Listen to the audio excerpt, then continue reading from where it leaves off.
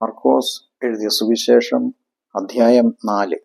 യേശു പിന്നെയും കടൽക്കര വെച്ച് ഉപദേശിപ്പാൻ തുടങ്ങി. അപ്പോൾ ഏറ്റവും വലിയ പുരുഷാരം യേശുവിൻ്റെ അടുക്കൽ വന്നു കൂടുക കൊണ്ട് യേശു കടലിൽ കിടന്ന ഒരു പടകിൽ കയറിയിരുന്നു. പുരുഷാരമൊക്കെയും കടലരികെ കരയിലായിരുന്നു. യേശു ഉപമകളാൽ അവരെ പലതും ഉപദേശിച്ചു. ഉപദേശത്തിൽ അവരോട് പറഞ്ഞത്: കേൾപ്പീൻ. വിതയ്ക്കുന്നവൻ വിതപ്പാൻ പുറപ്പെട്ടു. വിതയ്ക്കുമ്പോൾ ചിലത് വഴിയരികെ വീണു. പറവകൾ വന്ന് അത് തിന്നുകളഞ്ഞു. മറ്റു ചിലത് പാറസ്ഥലത്ത് ഏറെ മണ്ണില്ലാത്തയിടത്ത് വീണു.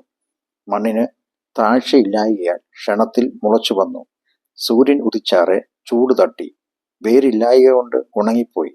മറ്റു ചിലത് മുള്ളിനിടയിൽ വീണു. മുള്ള് മുളച്ചു വളർന്ന് അതിനെ ഞെരുക്കിക്കളഞ്ഞു. അത് വിളഞ്ഞതുമില്ല. മറ്റു ചിലത് നല്ല മണ്ണിൽ വീണിട്ട് മുളച്ചു വളർന്നു ഫലം കൊടുത്തു. 30, 60, 100 മേനി വിളഞ്ഞു. കേൾപ്പാൻ ചെവിയുള്ളവൻ കേൾക്കട്ടെ എന്നും യേശു പറഞ്ഞു. അനന്തരം യേശു തനിച്ചിരിക്കുമ്പോൾ തന്നോട് കൂടെയുള്ളവർ പന്തിരുവരുമായി ആ ഉപമകളെക്കുറിച്ച് ചോദിച്ചു. അവരോട് യേശു പറഞ്ഞത്: ദൈവരാജ്യത്തിന്റെ മർമ്മം നിങ്ങൾക്ക് നൽകപ്പെട്ടിരിക്കുന്നു. പുറത്തുള്ളവർക്കോ സകലവും ഉപമകളാൽ ലഭിക്കുന്നു. അവർ മനംതിരിയാതെയും അവരോട് ക്ഷമിക്കാതെയും ഇരിക്കത്തക്കവണ്ണം അവർ കണ്ടിട്ടും അറിയാതിരിപ്പാനും കേട്ടിട്ടും ഗ്രഹിക്കാതിരിപ്പാനും സംഗതി വരും. പിന്നെ യേശു അവരോട് പറഞ്ഞത്: ഈ ഉപമ ഗ്രഹിക്കുന്നില്ലയോ?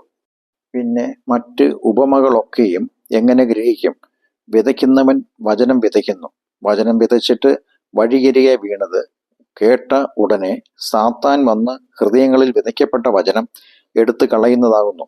അങ്ങനെ തന്നെ പാറസ്ഥലത്ത് വിതച്ചത് വചനം കേട്ട ഉടനെ സന്തോഷത്തോടെ കൈക്കൊള്ളുന്നവർ എങ്കിലും അവർ ഉള്ളിൽ വേരില്ലാതെ ക്ഷണികന്മാരാകുന്നു. വചനം നിമിത്തം ഉപദ്രവമോ പീഡയോ ഉണ്ടായാൽ ക്ഷണത്തിൽ ഇടറിപ്പോകുന്നു. മുള്ളിനിടയിൽ വിതയ്ക്കപ്പെട്ടതോ വചനം കേട്ടിട്ട് ഇഹലോകത്തിന്റെ ചിന്തകളും ധനത്തിന്റെ വഞ്ചനയും മറ്റു വിഷയമോഹങ്ങളും അകത്തു കടന്ന് വചനത്തെ ഞെരുക്കി നിഷ്ഫലമാക്കി തീർക്കുന്നതാകുന്നു. നല്ല മണ്ണിൽ വിതയ്ക്കപ്പെട്ടതോ വചനം കേൾക്കുകയും അംഗീകരിക്കുകയും ചെയ്യുന്നവർ തന്നെ. അവർ 30, 60, 100 മേനി വിളയുന്നു. പിന്നെ യേശു അവരോട് പറഞ്ഞത്: വിളക്ക് കത്തിച്ച് പറയും കീഴിലോ കട്ടിൽ കീഴിലോ വയ്ക്കുമാറുണ്ടോ? വിളക്ക് തണ്ടിന്മേലല്ലയോ വയ്ക്കുന്നത്? വെളിപ്പെടുവാനുള്ളതല്ലാതെ ഗൂഢമായതൊന്നും ഇല്ല. വെളിച്ചത്ത് വരുവാനുള്ളതല്ലാതെ മറവായത് ഒന്നുമില്ല. കേൾപ്പാൻ ചെവിയുള്ളവൻ കേൾക്കട്ടെ. നിങ്ങൾ കേൾക്കുന്നത് എന്ത് എന്ന് സൂക്ഷിച്ചുകൊള്ളുവിൻ. നിങ്ങൾ അളക്കുന്ന അളവുകൊണ്ട് നിങ്ങൾക്കും അളന്നു കിട്ടും, അധികമായും കിട്ടും. ഉള്ളവന് കൊടുക്കും, ഇല്ലാത്തവനോടോ ഉള്ളതും കൂടെ എടുത്തു കളയും എന്നും യേശു അവരോട് പറഞ്ഞു. പിന്നെ യേശു പറഞ്ഞത്: ദൈവരാജ്യം ഒരു മനുഷ്യൻ മണ്ണിൽ വിത്ത് എറിഞ്ഞ ശേഷം രാവും പകലും ഉറങ്ങിയും എഴുന്നേറ്റും ഇരിക്കെ അവൻ അറിയാതെ വിത്ത് മുളച്ച് വളരുന്നത് പോലെയാകുന്നു. ഭൂമി സ്വയമായി മുമ്പേ ഞാറും പിന്നെ കതിരും പിന്നെ കതിരിൽ നിറഞ്ഞ മണിയും ഇങ്ങനെ വിളയുന്നു. ധാന്യം വിളയുമ്പോൾ കൊയ്ത്തായതുകൊണ്ട് അവൻ ഉടനെ അരിവാൾ വയ്ക്കുന്നു. പിന്നെ യേശു പറഞ്ഞത്: ദൈവരാജ്യത്തെ എങ്ങനെ ഉപമിക്കേണ്ടു?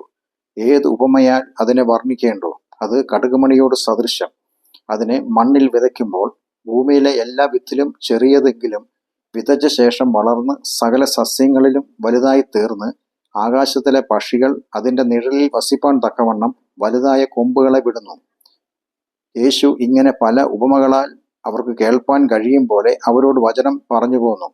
ഉപമ കൂടാതെ അവരോട് ഒന്നും പറഞ്ഞതുമില്ല.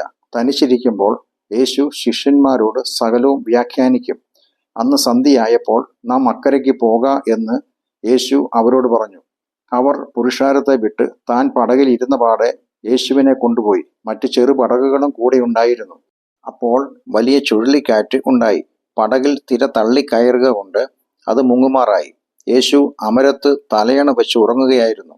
അവർ യേശുവിനെ ഉണർത്തി: ഗുരോ, ഞങ്ങൾ നശിച്ചു പോകുന്നതിൽ അങ്ങയ്ക്ക് വിചാരമില്ലയോ എന്ന് പറഞ്ഞു.